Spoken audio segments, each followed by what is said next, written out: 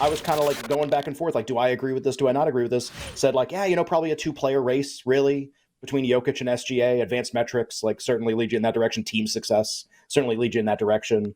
Could there be a third player or a fourth player or a fifth player that could join the race? And the way I would frame it is like, I don't know if like Luka didn't get closer to winning the MVP, I guess, last night, but that was like an elimination game for him. Like if SGA loses last night, he can still win MVP. It doesn't really like it matters, but it doesn't really matter. He can lose to the Clippers, he can still win MVP. Like Jokic didn't have to go 10 for 10 and have a triple double. Like they could have just played normal and he could have won the MVP anyway. If Luka lost to the Suns at home, in a game that decided the season series between the teams, that's incredibly important for seeding, even besides that, because there's all these teams clustered together in the standings. And if they had just lost, and the whole anti-Luka MVP case is like, well, they might be in the play-in and he can't win if that's what it is. So to overcome all that, the way I would put it is, if he had lost, I actually think he was eliminated. Like, I actually think the lasting image going into this final stretch of the season was like, the Mavs, like, they just can't get it together. Like, going to be in the play-in, and like, what a great player, but like, eh. And instead, like, he's fought off elimination. So he gets to still be in the conversation while the other two played really, really well. He staved. And probably maintain. Yeah. He staved. Like, it was, that's like the one, that's the one time we as a people use the word stave. Yes. He staved off elimination. He staved it off. Big time staving last night. Ton of staving. Staved. Yeah. Dallas Stavericks. Like, it was awesome. And so I think, and SGA plays so well and they win and Jokic does what he does, in order for a really crazy candidate to emerge, you kind of needed these guys to like fizzle, because then that makes things crazy and that makes people steer themselves toward, Kawhi Leonard or Jason Tatum or Jalen Brunson or somebody else, or Giannis, who plays tonight against the Timberwolves, and he has an opportunity to obviously do something interesting also. But like, sure felt like a 3-player race last night, and everybody's sure talking about it like it was a 3-player race last night. And that probably just means the market's close. But I really think, like, of all the things that happened last night, it was the most important for Luka to do that, because if he didn't, then it probably really was a 2-player race with how well the other two guys played, and that SGA won and beat the Clippers. So it's not that Luka's going to win, but I think he got closer. It's more that, like, he just gets to still be in the conversation. And he really, honestly, I think he would have been eliminated from the conversation if they didn't beat the Suns, and he obviously plays great in the game. And it's not just like an important win for the Mavericks last night, but now they've had an extended stretch of games, Ken, where Luka and Kyrie have played together. And they even, both of them talked about this after the game last night, and Jason Kidd talked about it also, was, kind of like the whole, if you didn't like us, like the Mavericks coming into the year, if you thought we were going to be bad, it was maybe you don't think like these two are going to be able to coexist together. And when they both play together, like, they're really, really good. It's like, where are they going to end up here in the Western Conference standing? So I think your point on Luka is really prescient. Do you have anything else on MVP? Because I want to spin this in a different direction off of last night as far as awards go in the NBA. So I would just add, because I think people would hear that and be like, well, then what do I bet? Like, that's all. That sounds really smart, Ken. Like, neat analysis from last night. Like, what would you bet on? Like, I added some, and I haven't been betting this market really aggressively since the Embiid thing kind of was going to like cool off for a bit. Do I want to come back into the market almost like refreshed, like with, like no, don't really need anybody, covered the Embiid positions, now what? And I started betting a lot of no Jokic in the All-Star break, and we did this with Jay Croucher yesterday. Like, I did that, and he's kind of like SGA and Luka, and that's it. But we're both kind of landed in the same place, which is just, as we keep playing this out and keep playing this out and keep playing this out, is it more likely that one of those two players it wins, or that Jokic wins? And Jokic was awesome last night too. This isn't even against him. You did also get support for the other two players' candidacies in a huge, like, Jokic can have that great stat game, and that's awesome. Like, SGA beat one of the other best teams in the league, and Luka in a game everybody watched put up huge numbers, and they spent the entire telecast talking about him winning MVP. And he got himself out of the play-in and beat the Suns and won the season series. So really sets up for, there's a Twitter account. I won't get the name right now because it's Bailey is the guy's last name. He does this like nerd rating index. He takes all the ratings of players and like aggregates them together into this like one number. And he does these blind resumes all the time. And he has people vote on player A or player B. Like, who do you like more just based on this blind resume? And he did one, I think it was last night or this morning.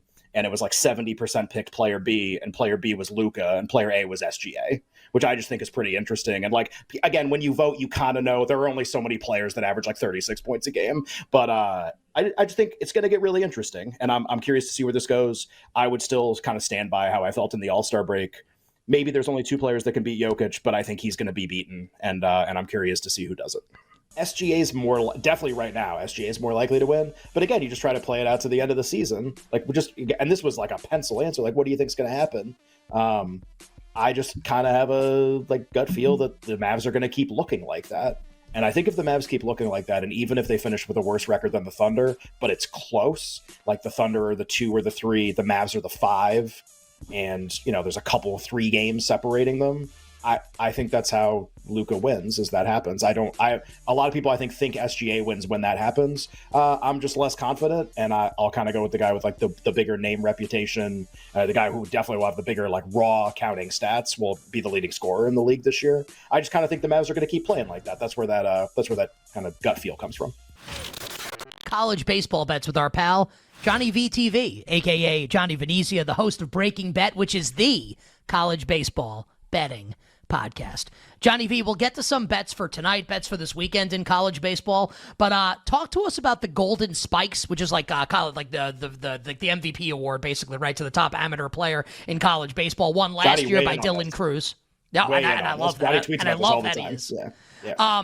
Won last year by Dylan Cruz, who was like the best position player LSU had schemes, the pitcher. Adley Rutschman, or as Jay calls him, Dadley Rutschman, won it back in 2019. What about Golden Spikes as we handicap this award? Best amateur player in college baseball. So FanDuel, I got to give them a lot of credit. They were the first and only book I've ever seen put that out. It's like a historical thing because we haven't seen awards like that come for college baseball. Of course, they limited you. They were afraid Big Daddy Johnny VTV was going to come in and whack them for a bundle. Jack Caglione opened up at 5-1. He's the rightful favorite. Everybody's comping up to Shohei Ohtani. I'd be surprised if he's not a top 5 pick in this summer's draft. So he was obviously a go-to pick. Then I got my boy Vance Honeycutt from UNC, a guy I believe is the next Trey Turner. 25 home runs, 29 steals. The kid is a Gold Glove center fielder, robbed more home runs than Andrew Jones. Go on YouTube and check it out for yourself if you don't believe me. And then the long shot that I put in, I got him at 75-1, bet him the max 50 because that's all I could bet, tweeted it out. Within 48 hours, 75-1 became 40-1. That's on Texas A&M's outfielder, Jace Lavalette. This kid is probably the college version of Matt Olson. He has 5 home runs already to start the year, and I think there's a real shot he's going to have the ability to steal this award because he's a guy that we realistically could see 30 home runs from, maybe 25 steals. If he gets that average into the 330 territory, A&M's a little team that we're looking at come June, there's going to be a shot that this kid is going to be in at least the finals and for this award. And to be honest with you, I couldn't believe how long his price was. And God forbid FanDuel let me put a bag on this. Like I'm talking a nickel. Okay. I'd be taking it to the bank right now. Okay. You want to bet $1 billion on Golden Spikes. Sorry, and also what we want to say is that BetMGM is our preferred sports book, the king of sports books. So the good news is maybe one book deals it. This is how this stuff works. One book deals a market. Now all the other ones are like, well, we got to deal it too. We got to put it up too. So hey, MGM, let's get a Golden Spikes market. Let's talk about it on the show. Sounds like a great idea. Johnny will go and bet India. He'll do a little price discovery. Between McKinnon and Matthews, and again, just play it out like, well, what happens if this guy does this? What happens if this guy? He basically framed it, and I agree with him, and I was very happy as someone who started betting this award this way to see him like lay it out like that as someone who votes. That he's like, look, if Matthews gets to 70, it's him. Or I would say even close, honestly, because like, what if he gets 68, 69? Like, he's not going to vote for him. But like, if he gets to 70, it's him or a really high number of goals. And if he doesn't, it's McKinnon. He was like almost a binary outcome with him. That's not me saying that, like me like dismissing other candidates. Like this is somebody who's like really like in this, telling you he thinks about it that way. Talked to a couple other people, either like who know voters or whatever, like around me. Like I got the same response. Like I think one person even said like, I might still vote McKinnon right now, but that's just because I don't know how many goals Matthews is going to finish with. And that's the funny thing about this one, right? Like we talk about awards so much on the show. This one's funny to me because a goal is like a funny thing it's like a binary outcome. I've used that word twice already, which I don't really like, but you get what I mean. It's you score a goal or you don't. In the NBA, like SGA is going to score some points. Like he's not going to not score and then score. It's not 0 and 1. And, so even if he gets like 24 sometimes, it's okay.